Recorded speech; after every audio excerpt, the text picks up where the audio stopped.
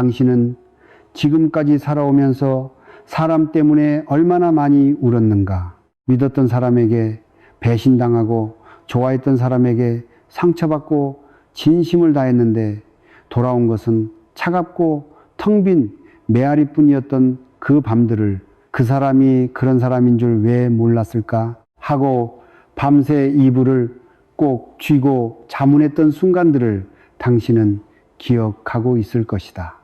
그런데 사실 우리는 이미 알고 있었다. 처음 만났을 때 혹은 그 이후 어느 순간에 가슴 한쪽에서 희미하게 들려오는 소리가 있었다. 이 사람 뭔가 이상하다. 이 사람 곁에 있으면 왜 이렇게 마음이 무거워지지? 하지만 우리는 그 소리를 무시했다. 좋게 생각하자고 사람을 함부로 판단하는 건 나쁜 일이라고 혼자 다독이며 그 느낌을 억눌렀다. 그 결과가 바로 지금의 상처다. 법정 스님은 이런 말씀을 남기셨다. 진정한 인연과 스쳐가는 인연은 구분해서 인연을 맺어야 한다. 대부분의 피해는 진실 없는 사람에게 진실을 쏟아부은 대가로 받는 벌이다. 스님의 이 말씀은 읽는 순간 가슴 어딘가를 콕 찌르는 느낌이 든다. 얼마나 많은 사람들이 이 말의 의미를 뼈저리게 깨달은 후에야 비로소 고개를 끄덕이게 되었을까. 사람을 제대로 보는 눈, 그 눈을 갖는 것이 얼마나 중요한지를 우리는 늘 상처를 통해서야 배우게 된다. 그래서 오늘 이 이야기를 시작하려 한다. 겉으로 드러나는 말과 행동 너머에 감춰진 그 사람의 진심을 어떻게 읽어낼 수 있는지에 대한 이야기를. 법정 스님은 이런 말씀을 남기셨다. 진정한 인연과 스쳐가는 인연은 구분해서 인연을 맺어야 한다. 대부분의 피해는 진실 없는 사람에게 진실을 쏟아부은 대가로 받는 벌이다. 스님의 이 말씀은 읽는 순간 가슴 어딘가를 콕 찌르는 느낌이 든다. 얼마나 많은 사람들이 이 말의 의미를 뼈저리게 깨달은 후에야 비로소 고개를 끄덕이게 되었을까. 사람을 제대로 보는 눈, 그 눈을 갖는 것이 얼마나 중요한지를 우리는 늘 상처를 통해서야 배우게 된다. 그래서 오늘 이 이야기를 시작하려 한다. 겉으로 드러나는 말과 행동 너머에 감춰진 그 사람의 진심을 어떻게 읽어낼 수 있는지에 대한 이야기를. 사람과 사람의 관계는 참으로 신기하다. 수백, 수천 명의 사람과 연락처를 주고받고 수십 명의 사람과 밥을 먹고 술을 마시고 이런저런 이야기를 나눴지만 새벽 2시에 울고 싶을 때 전화할 수 있는 사람, 내 이야기를 꺼냈을 때 진짜로 들어주는 사람, 내가 잘 됐을 때 진심으로 기뻐해 주는 사람이 과연 몇 명이나 되는가? 이것이 현실이다. 그리고 이 현실 앞에서 우리는 두 가지 선택을 할 수 있다. 더 많은 사람을 만나려 했을 것인가? 아니면 이미 내 곁에 있는 사람들을 더 깊이 볼 것인가? 법정 스님의 삶이 우리에게 가르쳐 주는 것은 후자다. 스님은 오두막 하나에서 소박하게 사셨다. 많은 것을 갖지 않으셨다. 그러나 그 단순함 속에서 세상 그 어떤 사람보다 깊고 맑은 삶을 사셨다.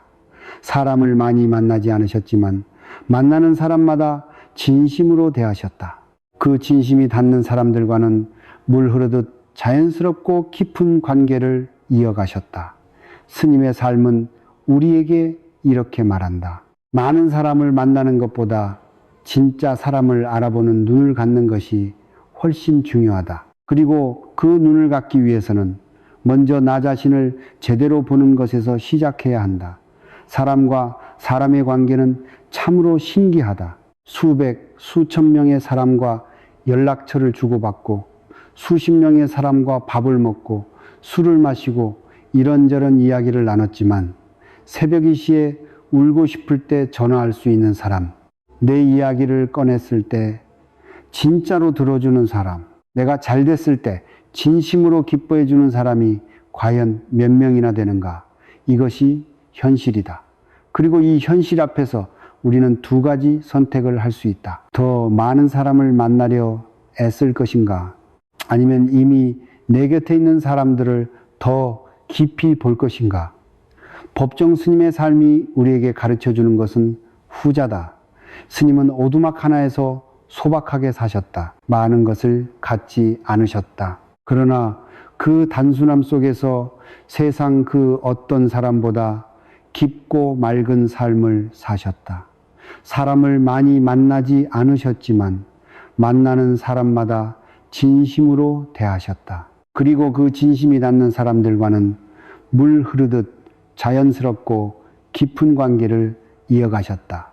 스님의 삶은 우리에게 이렇게 말한다. 많은 사람을 만나는 것보다 진짜 사람을 알아보는 눈을 갖는 것이 훨씬 중요하다. 그리고 그 눈을 갖기 위해서는 먼저 나 자신을 제대로 보는 것에서 시작해야 한다. 먼저 이 질문을 스스로에게 던져보라. 당신은 지금까지 사람을 어떻게 판단해 왔는가? 말 한마디로, 선물 한 번으로, 처음 만났을 때의 환한 웃음으로 그 사람이 내게 잘해줬던 순간만을 기억하며 나머지는 그냥 덮어두었는가? 우리는 보고 싶은 것만 보려 하는 경향이 있다. 불교에서는 이를 탐욕, 즉 탐진치 가운데 탐이라고 부른다. 무언가 좋은 것을 원하는 마음이 지나치면 있는 것을 있는 그대로 보지 못하고 내가 원하는 방식으로 왜곡해서 보게 된다. 그 사람이 좋은 사람이기를 바라는 마음이 너무 강하면 그 사람의 나쁜 면이 눈앞에 버젓이 드러나도 보이지 않는다. 연꽃이 진흙 속에서 피어오르듯 진실은 늘 그 자리에 있었다. 다만 우리가 눈을 감고 있었을 뿐이다. 법정 스님은 또 이렇게 말씀하셨다. 나는 누구인가? 스스로 물으라. 자신의 속얼굴이 드러나 보일 때까지 묻고 또 물어야 한다. 스님이 말씀하신 속얼굴이라는 표현에 주목해보라.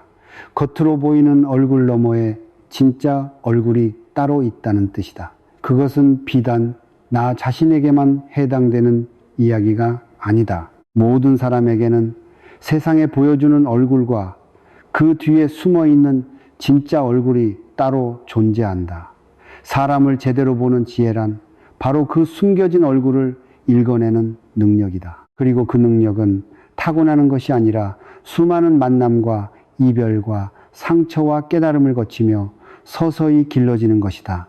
당신이 지금까지 살아오면서 겪어온 모든 인간관계의 경험이 사실은 그 눈을 키우기 위한 수련이었다고 해도 과언이 아니다. 그렇다면 사람의 본성은 과연 어디에서 드러나는가? 가장 먼저 그리고 가장 정직하게 드러나는 곳은 바로 눈빛이다.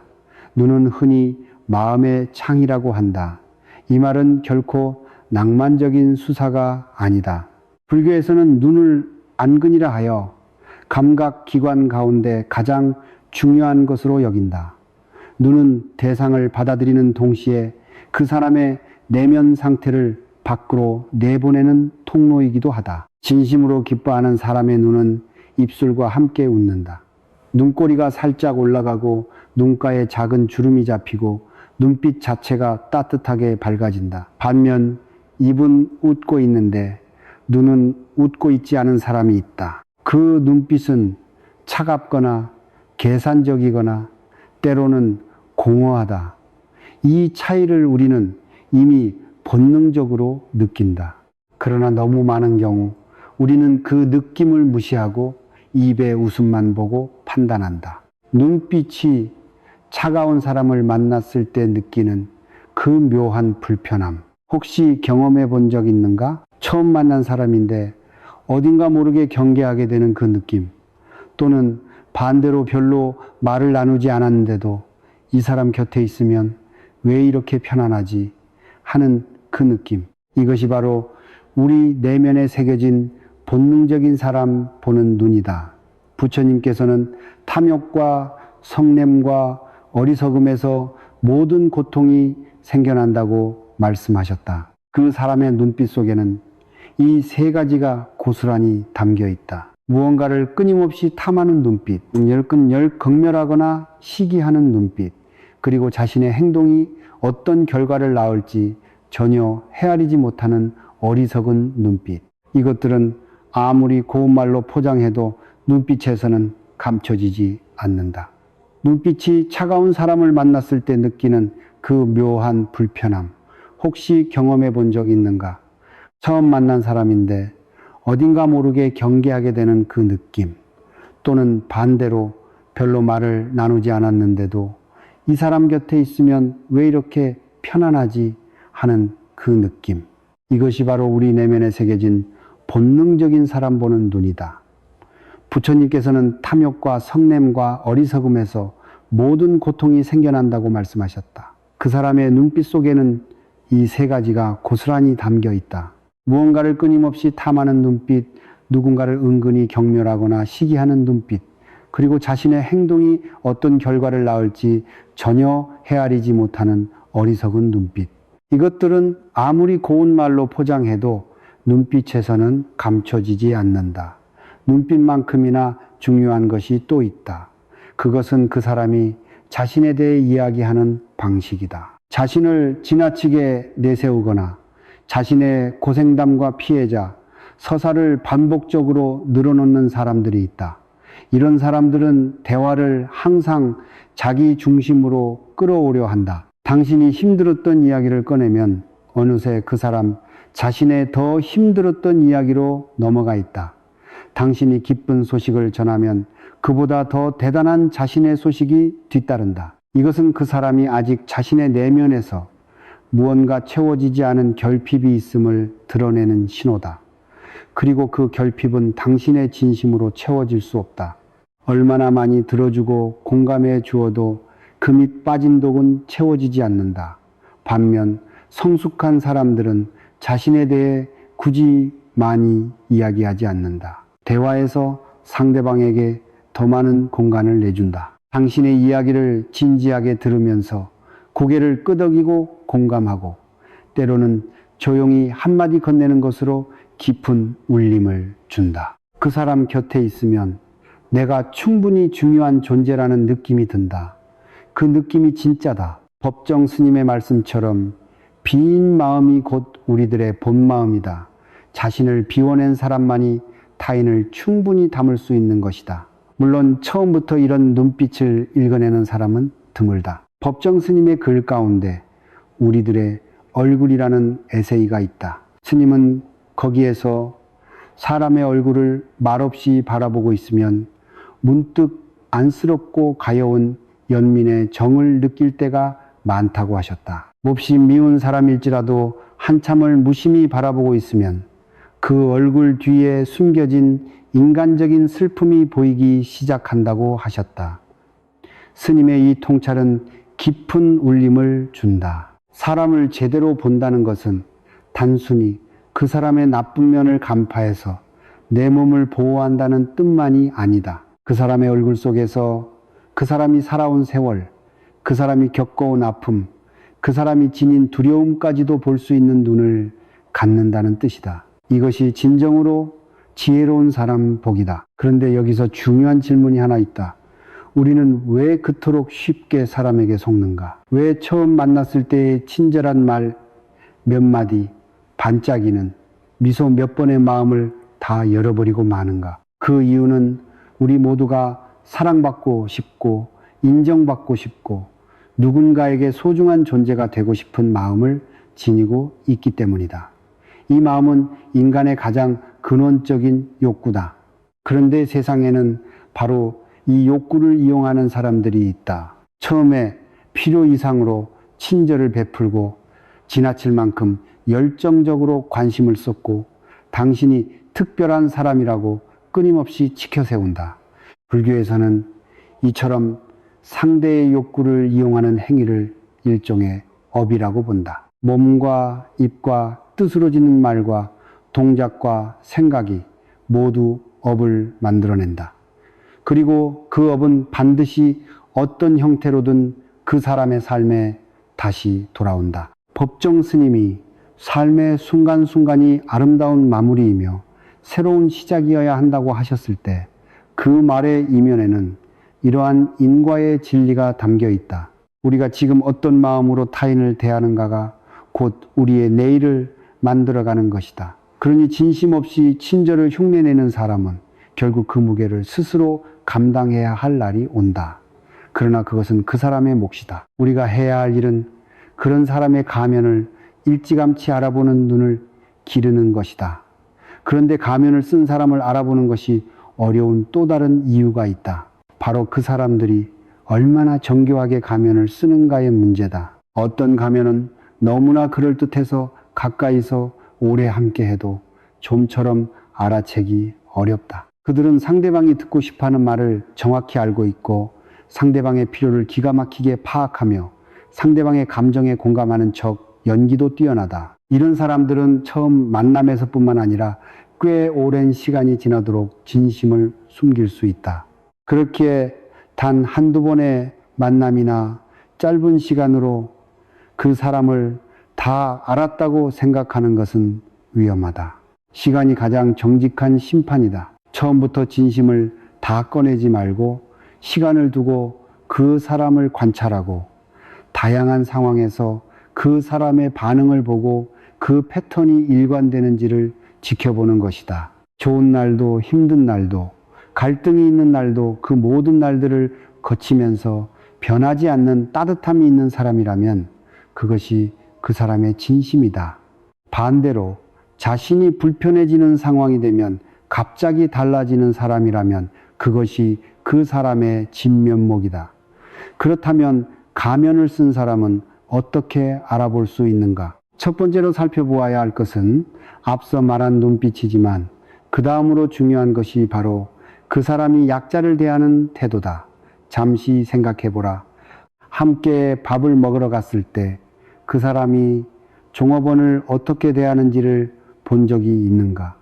자신보다 지위가 낮거나 힘이 없는 사람 앞에서는 어떤 모습인지를, 당신에게는 한없이 친절하고 배려 깊은 사람이 종업원에게는 무례하거나 쉽게 짜증을 낸다면 그것은 매우 중요한 신호다. 그 셰럼의 친절은 진심에서 우러나온 것이 아니라 철저히 자신에게 이득이 되는 사람에게만 선택적으로 쏟아지는 것이기 때문이다. 부처님께서는 일체 중생에게 평등한 마음으로 자비를 베풀라고 가르치셨다. 진정으로 선한 마음은 특정한 대상에게만 발동되는 것이 아니다. 아는 사람이든 모르는 사람이든 나에게 이로운 사람이든 그렇지 않은 사람이든 그 사람이 나를 어떻게 볼 수 있는 위치에 있든 없든 언제나 같은 따뜻함으로 대한다. 반대로 이해타산적인 사람은 자신에게 필요한 사람에게는 세상의 모든 친절을 쏟아붓지만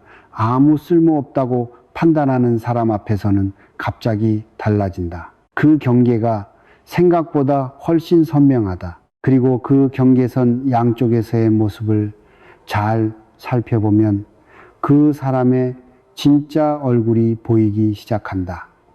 그와 관련하여 또 하나 살펴보아야 할 것이 있다. 바로 그 사람이 풍기는 분위기다. 사람에게는 눈에 보이지 않는 에너지가 있다. 같은 공간에 있는 것만으로도 주변 사람들의 기분에 영향을 미치는 에너지 말이다. 어떤 사람은 그 사람이 방에 들어오기만 해도 분위기가 밝아진다. 긴장이 풀리고 웃음이 터져나오고 이야기가 자연스럽게 흘러간다. 반면 어떤 사람은 그 사람이 자리에 앉으면 묘하게 공기가 무거워진다. 다들 말을 조심하게 되고 눈치를 보게 되고 어딘가 긴장하게 된다. 이것은 단순히 성격의 차이가 아니다. 그 사람이 평소에 어떤 마음을 품고 살아가는지가 그 사람의 몸 전체를 통해 흘러나오는 것이다. 불교에서는 이것을 기운, 즉 그 사람이 오랫동안 쌓아온 업의 에너지가 외부로 발산되는 것으로 본다. 선한 마음을 오래 품어온 사람의 에너지는 주변을 편안하게 한다. 반면 불안, 두려움, 탐욕, 시기로 가득 찬 에너지는 주변을 긴장하게 만든다.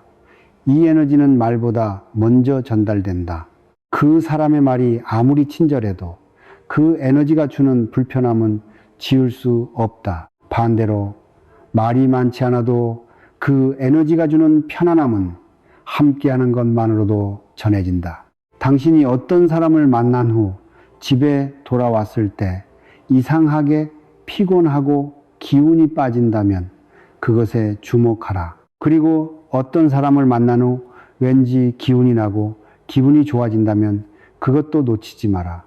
이 차이가 사람을 읽는 또 하나의 중요한 신호다. 그 다음으로 말투와 말이 담고 있는 것에 주목하라. 어떤 사람들은 말을 참 많이 한다. 그러나 그 말들이 다 끝나고 나면 이상하게 아무것도 기억에 남지 않는다. 정보도 없고 감동도 없고 깊은 생각거리도 없다. 그냥 시간을 채운 소음 같은 말들.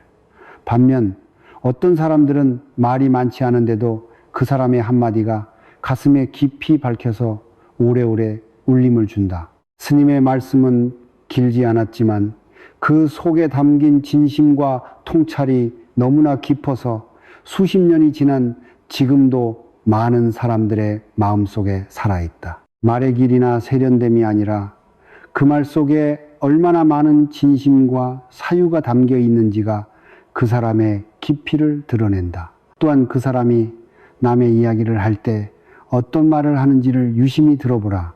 자리에 없는 사람에 대해 끊임없이 뒷말을 하거나 남의 허물을 즐기는 듯 이야기하거나 남의 불행에 대해 묘한 쾌감을 드러내는 말을 하는 사람이 있다. 이런 사람은 지금 내 앞에서 나를 칭찬하고 내 편인 척하지만 내가 자리를 뜨면 나에 대해서도 같은 말을 한다.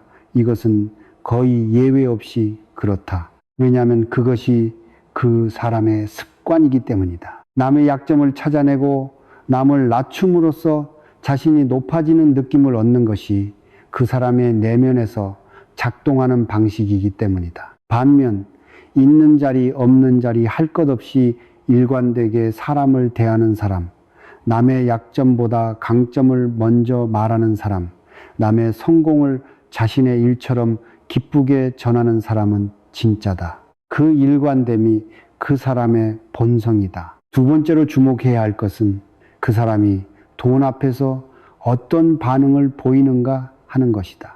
돈은 사람의 민낯을 가장 적나라하게 드러내는 거울이다. 아주 오래전부터 사람들은 이 사실을 알고 있었다.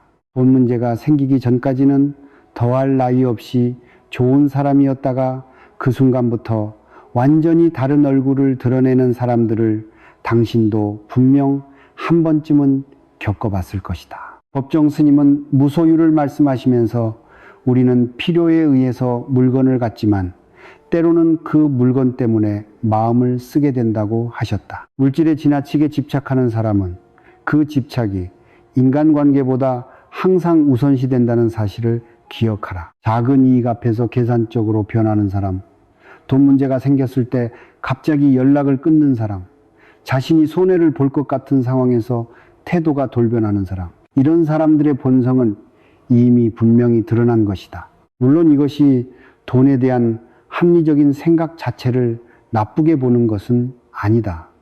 세상을 살아가는 데 있어 경제적 판단은 필요하고 중요하다. 그러나 여기서 중요한 것은 정도의 문제다.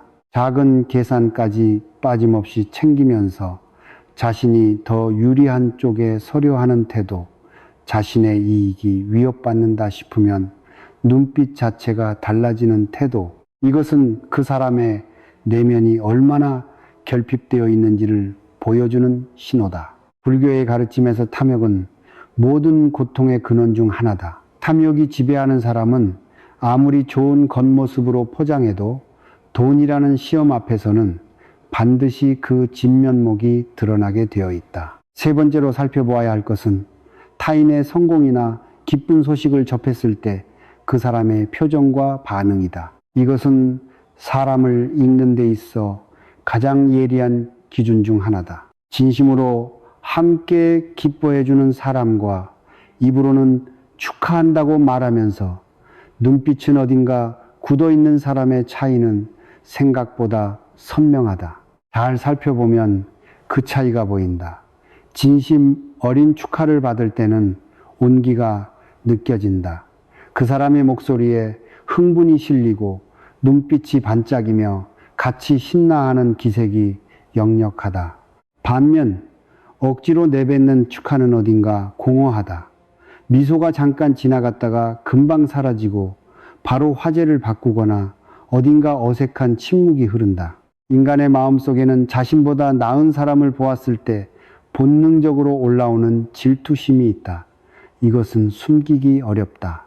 아무리 점잖게 행동하려 해도 표정을 완전히 통제하기란 쉽지 않다. 눈은 거짓말을 하지 않는다. 특히 짧은 순간 의식의 통제가 느슨해진 찰나에 드러나는 표정은 그 사람의 진심 그 자체다. 부처님의 가르침 가운데 시기와 질투는 수행을 방해하는 근본 번뇌 가운데 하나다. 그것이 깊은 사람일수록 타인의 행복을 진심으로 기뻐하지 못한다. 그리고 그것은 반드시 어떤 순간 그 사람의 얼굴 위에 불현듯 나타난다. 당신의 기쁜 소식을 들었을 때 그 사람의 첫 번째 반응에 주목하라. 그 첫 번째 반응이야말로 거짓없는 진심이다. 인간의 마음속에는 자신보다 나은 사람을 보았을 때 본능적으로 올라오는 질투심이 있다. 이것은 숨기기 어렵다. 아무리 점잖게 행동하려 해도 표정을 완전히 통제하기란 쉽지 않다. 눈은 거짓말을 하지 않는다. 특히 짧은 순간 의식의 통제가 느슨해진 찰나에 드러나는 표정은 그 사람의 진심 그 자체다. 부처님의 가르침 가운데 시기와 질투는 수행을 방해하는 근본 번뇌 가운데 하나다. 그것이 깊은 사람일수록 타인의 행복을 진심으로 기뻐하지 못한다. 그리고 그것은 반드시 어떤 순간 그 사람의 얼굴 위에 불현듯 나타난다. 당신의 기쁜 소식을 들었을 때 그 사람의 첫 번째 반응에 주목하라. 그 첫 번째 반응이야말로 거짓없는 진심이다. 여기서 한 가지 더 어려운 상황에서 그 사람이 어떻게 행동하는지를 보라. 사람의 본성은 편안한 때가 아니라 힘든 때에 드러난다. 당신이 잘 나갈 때는 곁에 있다가 당신이 어려워지자 연락이 뜸해지는 사람이 있다. 당신이 뭔가 부탁할 일이 생겼을 때 갑자기 바빠지는 사람이 있다. 반면 당신이 가장 힘들 때 조용히 곁에 나타나서 아무 말 없이 함께 있어주는 사람이 있다. 뭔가를 해주려는 것도 아니고 위로의 말을 늘어놓는 것도 아니고 그냥 함께 있어주는 것. 이 차이가 그 사람의 본성을 가장 뚜렷하게 보여준다. 법정 스님이 말씀하신 것처럼 진정한 인연은 어떤 상황에서도 그 따뜻함이 변하지 않는다. 날씨가 좋을 때도 날씨가 나쁠 때도 당신이 빛날 때도 당신이 초라해 보일 때도 그 일관됨이 바로 진짜 마음이다. 당신의 성공에 진심으로 기뻐하고 당신의 실패에 함께 아파하며 당신이 어떤 상황에 처해 있든 당신 자체를 사람으로 대하는 사람, 그 사람과의 관계는 소중히 가꾸어 가라. 그런 관계는 쉽게 만들어지지 않고 쉽게 찾아지지도 않는다. 그 귀함을 알기에 더더욱 아끼고 보살펴야 한다. 이쯤에서 우리가 묻지 않을 수 없는 질문이 이런 것들을 어떻게 다 살펴보는가? 너무 예민하게 사람을 보는 것 아닌가? 함께 밥 먹다가 상대 눈빛 살피고 종업원 대하는 태도 관찰하고 돈 계산하는 방식 눈여겨보고 축하할 때 표정 확인하고 이것이 지나친 것 아닌가? 아니다. 전혀 아니다. 우리는 이것을 일부러 하는 것이 아니라 원래 자연스럽게 느끼고 있다. 다만 그 느낌을 묻어두고 있을 뿐이다. 좋게 생각하자는 마음으로 사람을 믿어보자는 마음으로 우리는 이미 느끼고 있는 그 불편한 신호들을 스스로 억누르고 외면해 왔다. 법정 스님이 말씀하셨듯이 빈 마음이 곧 우리들의 본 마음이다. 무엇인가 채워져 있으면 본 마음이 아니다. 아무런 선입견 없이 욕심 없이 있는 그대로 보는 것이 바로 비어있는 본 마음으로 보는 것이다. 그 비어있는 마음으로 사람을 바라볼 때 비로소 진실이 보이기 시작한다.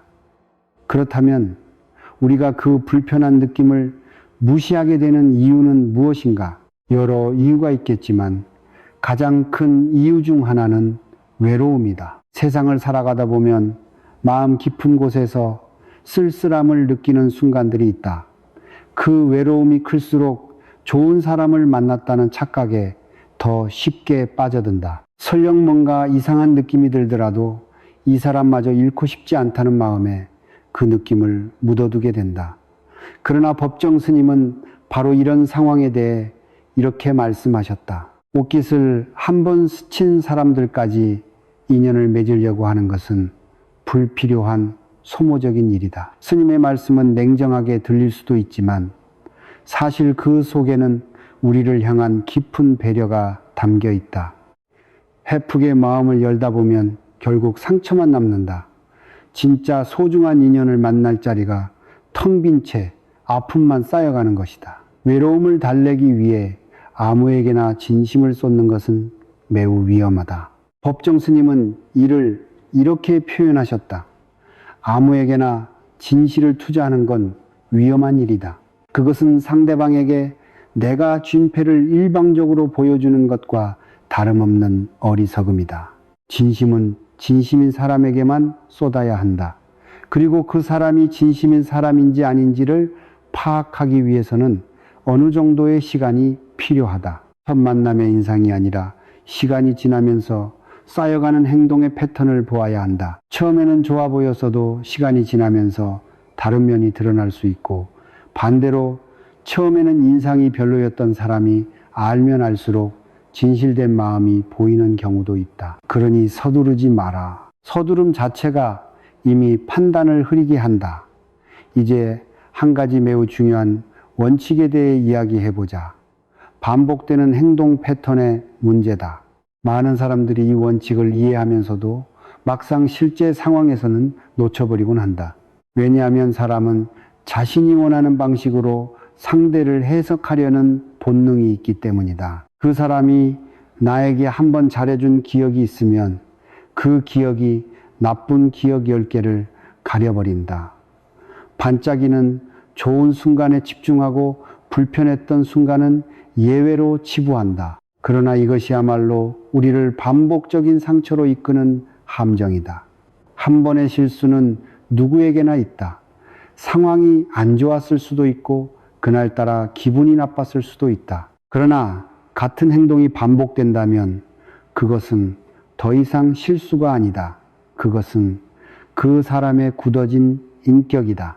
어릴 때부터 수없이 반복되어 온 생각과 행동이 쌓여서 만들어진 그 사람만의 방식이다.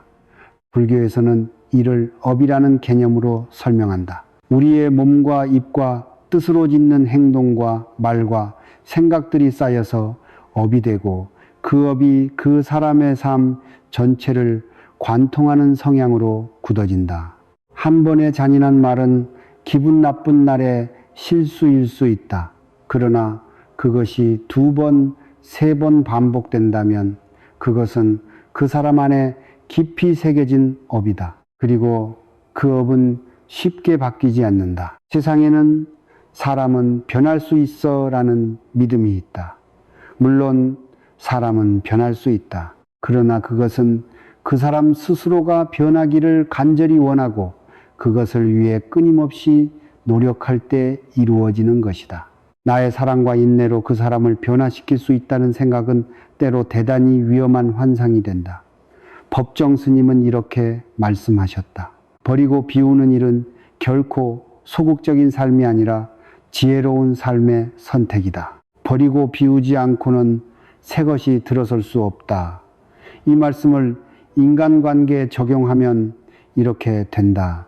이미 본성이 드러난 관계, 반복적으로 상처를 주는 관계를 붙잡고 있는 것은 집착이다. 그 집착을 비워내야 비로소 진정으로 좋은 인연이 들어설 자리가 생기는 것이다.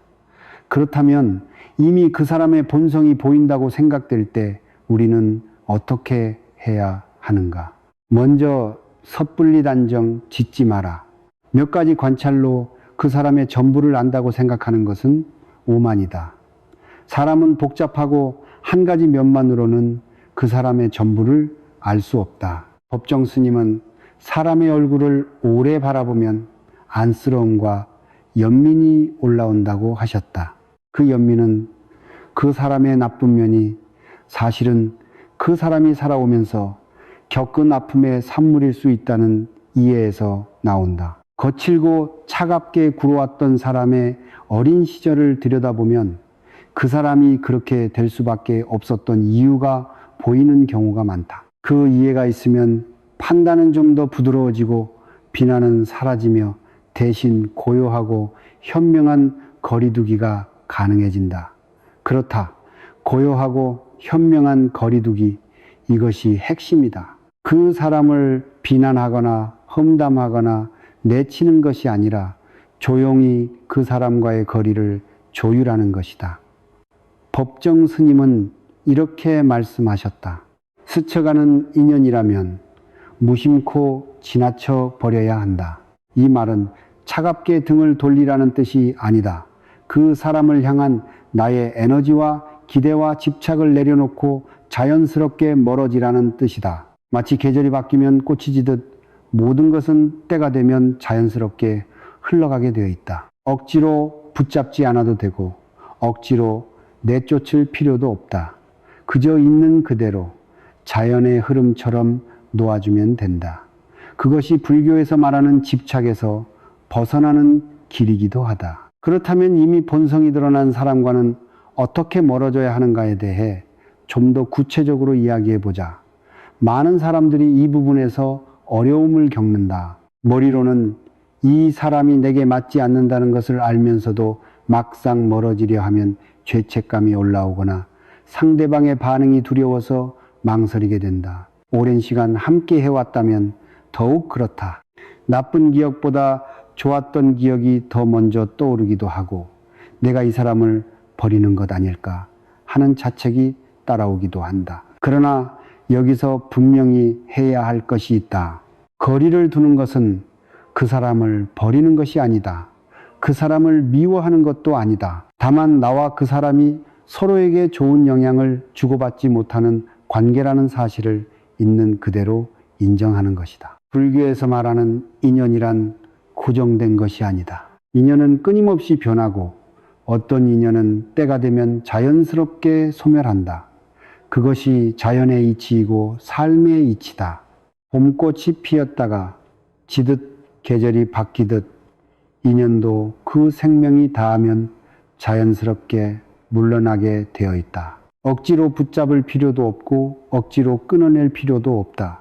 다만 그 자연스러운 흐름에 나를 맡기면 된다. 법정 스님은 이렇게 말씀하셨다. 침묵은 인간의 기본적인 존재의 양식이다. 거리를 두는 가장 아름다운 방법은 때로 침묵이다. 굳이 이것저것 설명하려 하지 않고 굳이 따지고 다투지 않고 그저 조용히 연락의 빈도를 줄이고 만남의 횟수를 줄이고 점차 자연스럽게 각자의 자리로 돌아가는 것. 이것이 가능하지 않을 때, 즉 상대방이 집착하거나 피해를 줄 때는 물론 분명한 경계를 표현해야 한다. 그러나 그 표현조차 분노가 아니라 차분한 사실 전달이어야 한다. 나는 우리의 관계가 힘들다는 것을 담담하게 전하고 그 이유는 상대방의 몫으로 돌리는 것이다. 이때 가장 중요한 것은 내 안에서 먼저 정리하는 것이다. 상대방에게 어떤 말을 하기 전에 내 마음속에서 그 관계에 대한 집착과 기대를 먼저 내려놓는 것이다. 그래야 말이 분노나 원망이 아닌 고요하고 명료한 전달이 될 수 있다. 법정 스님이 말씀하신 무소유의 정신은 물건뿐 아니라 관계에도 적용된다. 그 사람이 반드시 내 편이어야 한다는 생각, 그 사람이 내 기대를 채워주어야 한다는 생각, 그 사람이 달라져야 한다는 생각, 모든 것을 내려놓는 것이 관계에서의 무소유다. 그것이 이루어졌을 때 비로소 가볍고 자유로운 작별이 가능해진다. 이 내려놓음이 결코 쉬운 일이 아님을 잘 안다. 길수록 그 사람에게 쏟은 진심이 깊을수록 내려놓기가 더 어렵다. 그 어렵고 긴 과정 속에서 법정 스님의 또 다른 말씀이 힘이 된다. 영원한 것이 어디 있는가? 모두가 한때일 뿐. 그러나 그 한때를 최선을 다해 최대한으로 살 수 있어야 한다. 그 관계가 내게 좋은 것을 주었다면 그 시간은 분명 가치 있었다. 그리고 이제 그 시간이 끝나가고 있다면 그것도 자연스러운 흐름이다. 그 흐름을 거스르지 않고 그 시간에 감사하면서 조용히 다음 계절로 나아가는 것이다. 그것이 삶이고 그것이 인연이다. 이 과정에서 중요한 것이 하나 있다. 그 사람에 대한 원망과 분노를 지니고 가지 않는 것이다. 법정 스님은 이렇게 말씀하셨다. 보드랍게 흐르는 물도 한겨울 꽁꽁 얼어붙을 수 있듯 우리들의 마음도 바늘 하나 꽂을 틈 없이 옹졸해질 수 있다. 마음이 물처럼 너그럽고 따뜻하게 흘러야 인생에서 화창하고 향기로운 봄을 맞이할 수 있다. 그 사람에 대한 원망을 품고 있다는 것은 아직 내 마음속에서 그 사람이 나를 지배하고 있다는 뜻이다. 상처를 준 사람에게 원망을 품고 있는 한 그 사람은 여전히 내 안에서 힘을 갖고 있는 것이다. 진정한 자유는 그 원망마저 내려놓았을 때 찾아온다. 상대방을 위해서가 아니라 나 자신의 평화를 위해서 원망을 놓아버려야 한다. 이쯤에서 잠깐 눈을 감고 생각해보라. 지금 이 순간 당신의 마음속에 원망이 깔려있는 사람이 있는가? 그 사람을 생각하면 여전히 가슴이 뜨겁게 치미는가? 아니면 이미 그 불꽃이 꺼지고 잿빛 쓸쓸함만 남아있는가? 어느 경우든 그 감정이 당신의 하루하루를 얼마나 잠식하고 있는지 살펴보라. 사람을 잘못 본 것은 당신의 잘못이 아니다. 당신이 순수했기 때문이다. 당신이 사람을 믿었기 때문이다. 그 순수함과 믿음은 결코 나쁜 것이 아니다. 다만 이제는 좀 더 지혜로운 눈을 갖게 되었을 뿐이다. 그 눈은 상처를 통해 얻어진 것이니 그 상처에도 의미가 있었다. 부처님께서 말씀하셨듯이 고통은 깨달음의 문이기도 하다. 그러니 그 상처를 자책하지 마라. 그 상처는 당신이 진심으로 살았다는 증거다. 그 상처가 있었기에 지금 이 이야기가 이토록 가슴 깊이 닿는 것이다. 법정 스님이 말씀하셨듯이 삶의 순간순간이 아름다운 마무리이며 새로운 시작이어야 한다. 상처는 마무리다. 그리고 그 마무리가 더 지혜로운 눈을 가진 당신의 새로운 시작을 만들어낸다. 이것이 참으로 이상한 역설이다. 더 많이 가지려 할수록 더 가난해지고 더 적게 원할수록 더 풍요로워진다. 더 많은 사람과 연결되려 할수록 더 외로워지고 진심인 소수의 인연에 집중할수록 더 충만해진다. 법정 스님의 무소유 철학이 바로 이것을 가르친다. 채우는 것이 아니라 비우는 것, 쌓는 것이 아니라 내려놓는 것에서 진정한 충만함이 온다. 사람도 마찬가지다. 내 인연을 비워내야 진짜 인연이 보인다. 이것이 이 모든 이야기의 핵심이다. 나는 지금 어떤 사람들과 함께하고 있는가? 그들과 함께할 때 내 마음이 채워지는가? 아니면 비워지는가? 그 답이 이미 당신 안에 있다. 지금 이 이야기를 들으면서 마음속에 떠오른 얼굴이 있다면 그 얼굴이 무엇을 말하는지를 들어라. 이제 조금 다른 각도에서 생각해 보자. 우리는 지금까지 상대방의 본성을 어떻게 읽을 것인가에 대해 이야기해 왔다. 그런데 사실 이 모든 것의 출발점은 나 자신이다. 내가 어떤 사람인가에 따라 내 삶에 어떤 사람들이 모여드는지가 달라진다. 법정 스님은 이렇게 말씀하셨다. 사람이 하늘처럼 맑아 보일 때가 있다. 그때 나는 그 사람에게서 하늘 냄새를 맡는다. 스스로 하늘 냄새를 지닌 사람만이 그런 냄새를 맡을 수 있을 것이다. 이 말씀 속에 담긴 진리는 이것이다. 내가 맑아야 맑은 사람이 보이고 내가 따뜻해야 따뜻한 사람이 주변에 모여든다. 내 안이 두려움과 결핍으로 가득 차 있으면 그 두려움과 결핍을 이용하는 사람들을 불러들이게 된다. 이것은 매우 중요한 통찰이다. 우리는 흔히 내가 좋은 사람을 만나지 못하는 이유를 세상 탓으로 돌리곤 한다. 세상에 진심인 사람이 없다고 다들 이기적이라고. 그러나 생각해보라. 내가 지금 만나고 있는 사람들이 나의 거울이다. 비슷한 수준의 에너지를 가진 사람들끼리 서로를 끌어당긴다. 법정 스님이 말씀하신 맑음과 향기는 그냥 생기는 것이 아니다. 스스로를 들여다보고 자신의 마음을 닫고 집착을 내려놓는 수련의 과정을 통해 서서히 만들어지는 것이다. 그 향기가 깊어질수록 그 향기를 알아보는 사람들이 곁으로 오게 된다.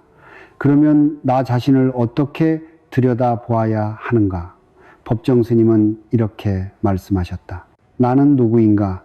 스스로 물으라. 자신의 속얼굴이 드러나 보일 때까지 묻고 또 물어야 한다. 건성으로 묻지 말고 목소리 속의 목소리로, 귀 속의 귀에 대고 간절하게 물어야 한다. 해답은 그 물음 속에 있다. 이 말씀처럼 나는 지금 어떤 사람인가를 끊임없이 묻는 것이 중요하다. 내가 사람들에게 어떤 에너지를 주고 있는가? 내가 누군가와 함께 있을 때 그 사람은 내 곁을 떠나면서 기운이 나는가? 기운이 빠지는가? 내가 사람들에게 진심을 다하고 있는가? 아니면 나 역시 어떤 계산 속에서 관계를 맺고 있지는 않은가? 이것은 불편한 질문이다. 그러나 이 질문을 피하지 않는 사람만이 진정으로 성장할 수 있다. 불교에서 수행의 핵심은 자신의 내면을 있는 그대로 바라보는 것이다. 내가 지금 탐욕을 내고 있는지, 성냄에 휩쓸리고 있는지, 어리석은 판단을 하고 있는지를 있는 그대로 알아차리는 것. 그 알아차림이 쌓이면서 점차 내면이 맑아지고 맑아진 내면으로 비로소 사람을 더 정확하게 보게 된다. 내가 맑아지면 맑아질수록 혼탁한 사람과 함께 있는 것이 더 뚜렷하게 불편해진다. 그리고 그 불편함은 소중한 신호가 된다. 내 몸이, 내 마음이 이 사람은 아니다 라고 말해주는 것이다. 이제 우리가 가장 신뢰해야 할 것에 대해 이야기할 시간이 왔다. 바로 직감이다. 뇌과학에서는 인간의 뇌가 아주 짧은 순간 안에 엄청난 양의 정보를 무의식적으로 처리한다고 말한다. 우리가 의식적으로 인지하기 전에 우리의 뇌는 이미 상대방의 표정과 눈빛과 목소리 톤과 미세한 몸짓들을 모두 분석하고 있다. 그리고 그 분석의 결과가 우리에게 뭔가 이상하다는 느낌으로 전달되는 것이다. 불교에서는 이 능력을 오랜 수행과 경험을 통해 쌓인 지혜가 직관의 형태로 발현되는 것으로 본다. 우리가 지금까지 살아오면서 수만 번의 인간관계를 통해 쌓아온 경험들이 어느 순간 내면의 울림으로 전달되는 것이다. 이 울림을 무시하지 마라. 직감이 주는 불편함이라는 신호를 무시하는 데는 보통 이유가 있다. 상대방이 싫어할까봐, 내가 너무 예민한 것 아닐까 하는 자기의심, 아니면 앞서 말했듯이 그 사람을 잃고 싶지 않은 두려움. 그러나 한 가지만 기억하라. 내 몸과 마음이 보내는 이 신호는 나를 보호하기 위해 작동하는 것이다. 그것은 틀리지 않는다. 물론 때로는 과민 반응일 수도 있다.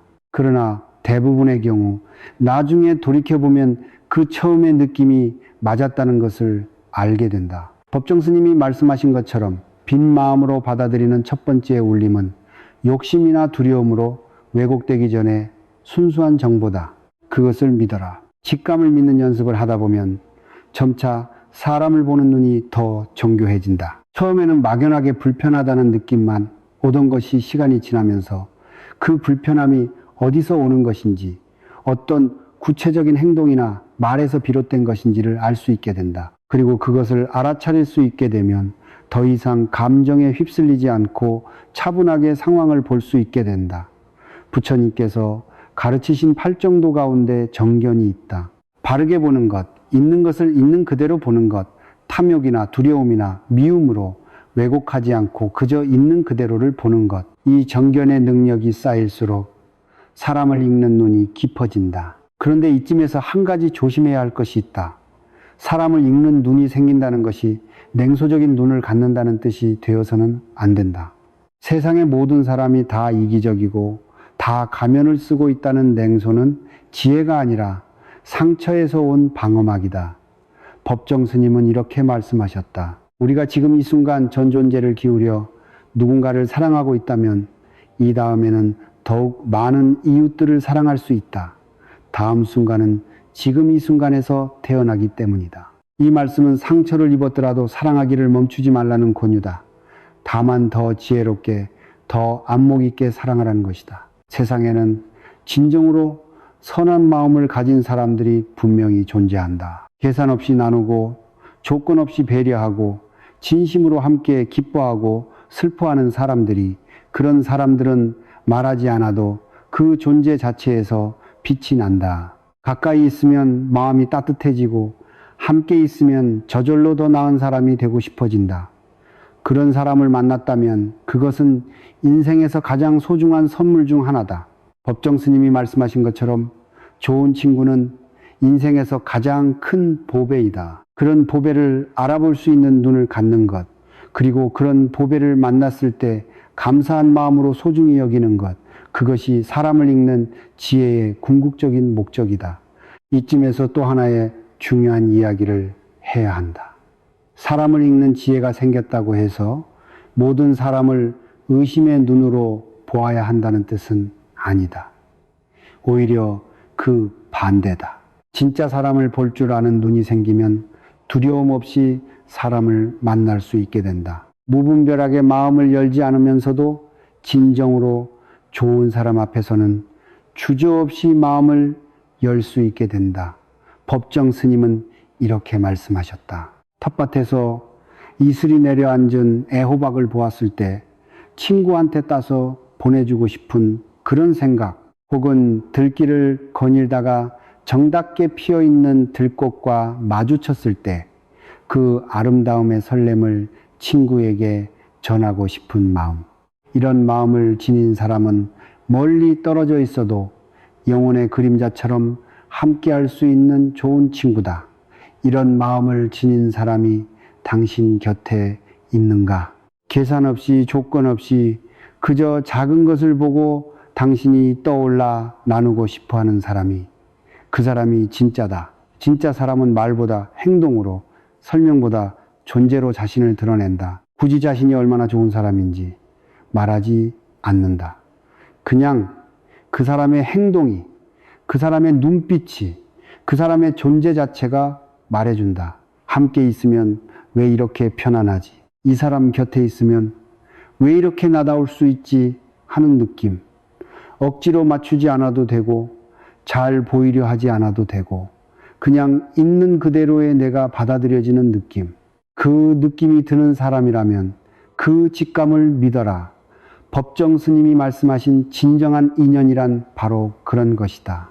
옷깃을 한번 스치는 수천 수만의 만남 속에서 영혼의 결이 비슷한 그 소수의 사람들. 부처님께서는 자등명, 법등명이라고 하셨다. 스스로에게 등불을 밝히고 진리를 등불로 삼으라. 이 가르침을 사람을 보는 눈에 적용하면 이렇게 된다. 내 안에 등불이 밝아야 주변이 보인다. 내 내면이 맑아야 남의 내면도 보인다. 내가 어둠 속에 있으면 주변의 진짜 빛도 가짜 빛도 구별하지 못한다. 그러니 사람을 제대로 보는 연습의 핵심은 역설적이게도 내 자신을 닦는 것이다. 매일 조금씩 나는 지금 어떤 마음 상태인가를 살펴보고 집착을 내려놓고 두려움을 알아차리고 기대를 조율해 가는 것. 그것이 쌓이면서 눈이 열리고 눈이 열리면서 사람이 보인다. 이것은 불편한 질문이다. 그러나 이 질문을 피하지 않는 사람만이 진정으로 성장할 수 있다. 불교에서 수행의 핵심은 자신의 내면을 있는 그대로 바라보는 것이다. 내가 지금 탐욕을 내고 있는지, 성냄에 휩쓸리고 있는지, 어리석은 판단을 하고 있는지를 있는 그대로 알아차리는 것. 그 알아차림이 쌓이면서 점차 내면이 맑아지고 맑아진 내면으로 비로소 사람을 더 정확하게 보게 된다. 내가 맑아지면 맑아질수록 혼탁한 사람과 함께 있는 것이 더 뚜렷하게 불편해진다. 그리고 그 불편함은 소중한 신호가 된다. 내 몸이, 내 마음이 이 사람은 아니다 라고 말해주는 것이다. 그런데 자신을 들여다보는 일에는 용기가 필요하다. 내 안에서 보기 싫은 것들을 마주하게 되기 때문이다. 나도 가끔은 이기적인 생각을 한다는 것. 나도 때때로 타인의 불행에 안도감을 느낀다는 것. 나도 어떤 상황에서는 두려움에 의해 행동한다는 것. 이것들을 인정하기가 쉽지 않다. 그러나 이 부분에서 법정 스님의 가르침이 빛을 발한다. 버리고 비우는 일은 결코 소극적인 삶이 아니라 지혜로운 삶의 선택이다. 내 안에 불편한 진실들을 직면하고 그것을 있는 그대로 인정하고 그런 다음 그것을 조금씩 내려놓아가는 것. 이것이 진정한 자기 성찰이다. 이 성찰을 통해 내가 맑아질수록 사람을 읽는 눈도 함께 깊어진다. 내 안을 들여다보는 또 다른 방법은 조용한 시간을 갖는 것이다. 법정 스님은 오두막에서 혼자 사셨다. 아무것도 없는 단순한 공간에서 자연과 함께 끊임없이 자신의 내면과 대화하셨다. 우리가 그렇게까지 살 수는 없지만 하루에 단 10분이라도 모든 소음으로부터 벗어나 조용히 앉아있는 시간을 갖는 것은 가능하다. 아무 생각도 하지 않아도 된다. 그냥 앉아서 들이쉬고 내쉬는 숨결을 느끼고 지금 내 마음 상태를 그냥 바라보는 것이다. 불교의 명상, 즉 선이란 특별한 것이 아니다. 그 알아차림이 쌓이면서 마음이 고요해지고 고요해진 마음으로 세상을 더 맑게 보게 된다. 그리고 그 맑은 눈으로 사람을 보면 진심과 가시기 전보다 훨씬 선명하게 보이기 시작한다. 이 모든 이야기의 마지막에 한 가지 더 이야기해야 할 것이 있다. 그것은 바로 당신 자신의 얼굴에 관한 것이다. 지금 이 순간 당신의 얼굴은 어떤가? 살아오면서 겪어온 수많은 경험들이 당신의 얼굴 위에 새겨져 있다. 기쁠 때 환하게 웃었던 그 시간들이, 슬플 때 조용히 눈물 흘렸던 그 시간들이, 어떤 선택 앞에서 오래 고민했던 그 시간들이, 누군가를 진심으로 아꼈던 기억들이, 아프게 상처받았던 기억들이, 그리고 그럼에도 불구하고 다시 일어섰던 기억들이, 이 모든 것들이 고스란히 당신의 얼굴 위에 새겨져 있다. 당신의 얼굴은 당신이 살아온 삶의 이력서다. 법정 스님은 이렇게 말씀하셨다. 내 소망은 단순하게 사는 일이다. 그리고 평범하게 사는 일이다. 느낌과 의지대로 자연스럽게 살고 싶다. 그 누구도 내 삶을 대신해서 살아줄 수 없기 때문에 나는 나답게 살고 싶다. 이 말씀처럼 자신답게 살아온 사람의 얼굴에는 남다른 편안함이 있다. 무리하게 꾸미지 않아도 되는 편안함. 누군가에게 잘 보이기 위해 애쓰지 않아도 되는 편안함. 그 편안함이 오랜 세월 쌓여서 만들어내는 미소가 있다. 굳이 입을 크게 열지 않아도 눈빛에서부터 따뜻함이 번지는 그 미소. 그것이 진짜 좋은 얼굴이다. 나이가 들어가면서 만들어지는 가장 아름다운 얼굴이다. 우리는 어릴 때 가진 것으로 얼굴이 만들어지지만 나이가 들면서 쌓아온 것으로 얼굴이 완성된다. 어떤 마음으로 하루하루를 살아왔는지, 어떤 생각으로 사람들을 대해왔는지, 어떤 선택들을 거듭해왔는지가 결국 얼굴 위에 남는다. 이것은 불교에서 말하는 업의 원리이기도 하다. 좋은 마음으로 좋은 말을 하고 좋은 행동을 해온 사람의 얼굴에는 자연스럽게 선한 빛이 밴다. 반대로 탐욕과 시기와 거짓으로 살아온 사람의 얼굴에는 그것이 새겨진다. 아무리 좋은 화장품을 발라도, 아무리 비싼 옷을 입어도 가려지지 않는 것이 바로 그 사람이 살아온 삶의 흔적이다. 우리는 어릴 때 가진 것으로 얼굴이 만들어지지만 나이가 들면서 쌓아온 것으로 얼굴이 완성된다. 어떤 마음으로 하루하루를 살아왔는지, 어떤 생각으로 사람들을 대해왔는지, 어떤 선택들을 거듭해왔는지가 결국 얼굴 위에 남는다. 이것은 불교에서 말하는 업의 원리이기도 하다. 좋은 마음으로 좋은 말을 하고 좋은 행동을 해온 사람의 얼굴에는 자연스럽게 선한 빛이 밴다. 반대로 탐욕과 시기와 거짓으로 살아온 사람의 얼굴에는 그것이 새겨진다. 아무리 좋은 화장품을 발라도, 아무리 비싼 옷을 입어도 가려지지 않는 것이 바로 그 사람이 살아온 삶의 흔적이다. 노년에 접어든 사람들의 얼굴을 가만히 들여다보면 그 사람이 어떤 삶을 살아왔는지가 거짓 없이 드러난다. 늘 찡그리고 불만 속에 살아온 사람의 얼굴에는 주름의 방향이 다르다. 늘 웃으며 감사하게 살아온 사람의 얼굴에는 그 세월이 다르게 새겨진다. 이것은 단순히 표정 근육의 차이가 아니다. 법정 스님의 얼굴 사진을 보면 그것이 느껴진다. 그 맑고 고요한 눈빛, 소박하지만 따뜻한 미소. 그것은 수십 년의 수행과 자기 성찰과 무소유의 삶이 만들어낸 얼굴이다. 어떤 화장이나 기술로도 흉내낼 수 없는 진짜 아름다움이다. 그러니 생각해보라. 나는 지금 어떤 얼굴을 만들어가고 있는가? 내 얼굴 위에 쌓이고 있는 것은 무엇인가? 원망인가? 감사인가? 욕심인가? 나눔인가? 비교인가? 수용인가? 오늘 하루 내가 선택하는 마음이 조금씩, 아주 조금씩 내 얼굴 위에 쌓여간다. 10년, 20년, 30년이 지나면 그것이 얼굴이 된다. 법정 스님이 말씀하신 것처럼 맑고 향기로운 사람이 되고자 한다면 그 맑음과 향기는 지금 이 순간 내가 선택하는 마음에서 시작되는 것이다. 결국 사람을 읽는 지혜는 사람을 가려내는 기술이 아니다. 사람을 깊이 보는 눈, 그 눈의 핵심은 나 자신을 깊이 보는 것에서 시작된다. 내가 맑아지면 맑은 사람이 보이고 내가 따뜻해지면 따뜻한 사람이 곁에 온다. 그리고 그 과정에서 어떤 사람들과는 자연스럽게 거리가 생기고 어떤 사람들과는 더 깊이 연결된다. 이것이 불교에서 말하는 인연의 이치다. 뿌리는 대로 거두고 흘리는 향기에 맞는 꽃이 핀다. 이제 마지막으로 이 말을 전하고 싶다. 당신이 지금까지 사람 때문에 울었던 것들은 모두 당신이 그만큼 진심이었기 때문이다.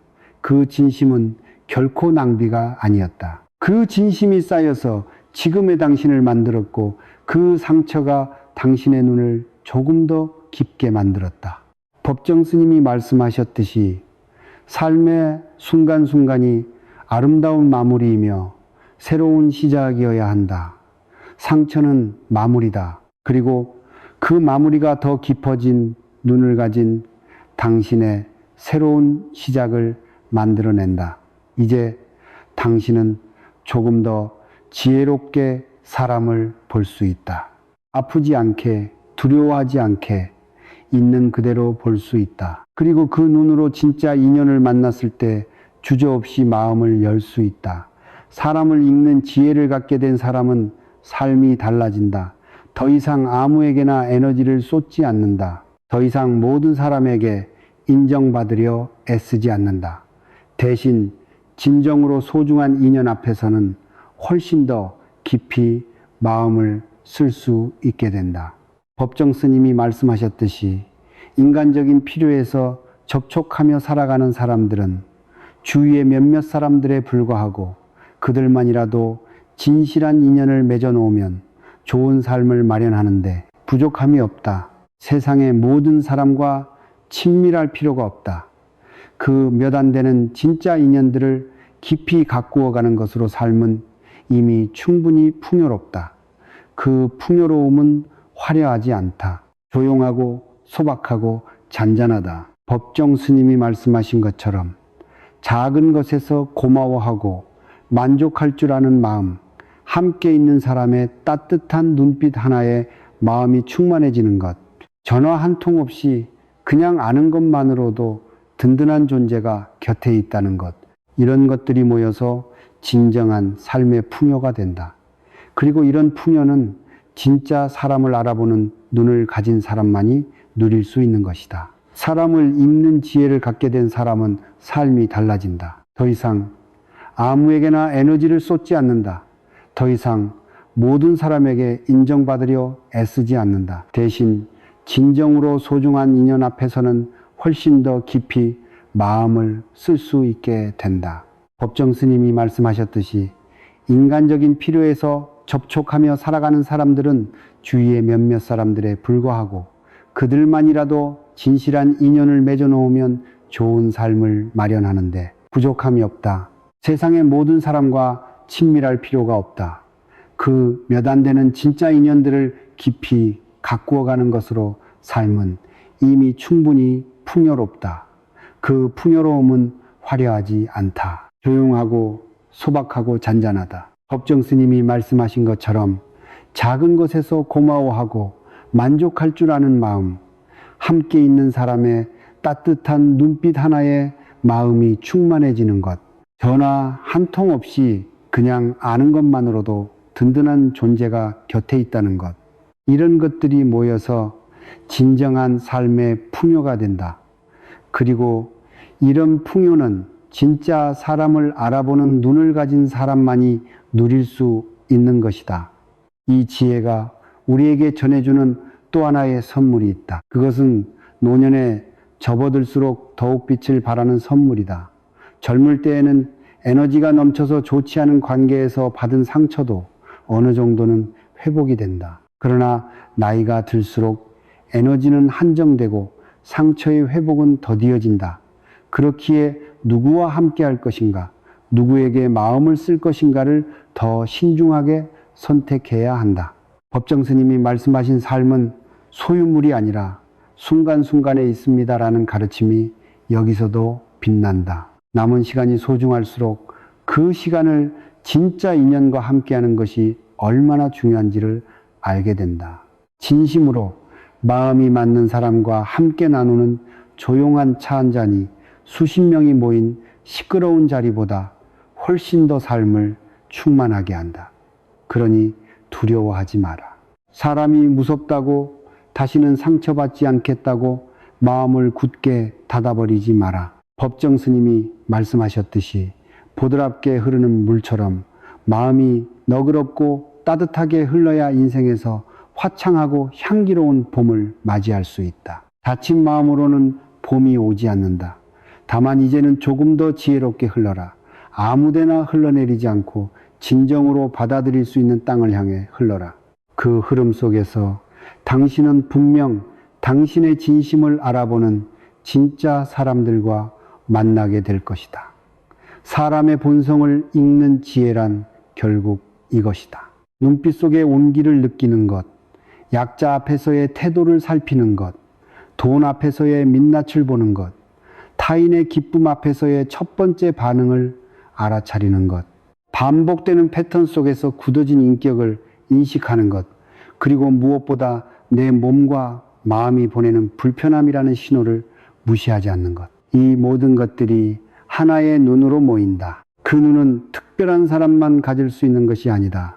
진심으로 살아온 모든 사람이 세월과 함께 갖게 되는 눈이다. 당신이 지금까지 살아온 그 모든 시간이 이미 그 눈을 만들어가고 있었다. 다만 오늘부터 조금 더 그 눈을 믿기 시작하면 된다. 그리고 이 모든 것과 함께 한 가지 더 기억해야 할 것이 있다. 사람을 보는 눈을 기른다는 것이 세상에 대한 경계심을 높이는 것이어서는 안 된다는 것이다. 오히려 그 반대다. 진정으로 사람을 볼 줄 알게 될수록 우리는 더 많은 사람들의 깊은 면을 볼 수 있게 된다. 무뚝뚝해 보이는 사람 안의 따뜻함을, 거칠어 보이는 사람 안의 상처를, 냉소적으로 보이는 사람 안의 두려움을. 법정 스님이 사람의 얼굴을 오래 바라보면 연민이 올라온다고 하신 것처럼 깊이 볼수록 더 너그럽게 볼 수 있게 된다. 나쁜 사람이라고 단정하기보다 그 사람이 그렇게 살아올 수밖에 없었던 이유를 이해하게 된다. 그 이해가 있으면 그 사람과 거리를 두더라도 미움이 아닌 평온함으로 그렇게 할 수 있다. 이것이 불교에서 말하는 자비의 눈이다. 자비란 가까운 사람에게만 베푸는 것이 아니라 모든 중생을 향한 너그러운 마음이다. 상처를 준 사람에게도, 내게 불편함을 주는 사람에게도 그 사람의 고통을 알아차리고 그것을 향해 마음을 여는 것. 물론 이것이 쉽지 않다.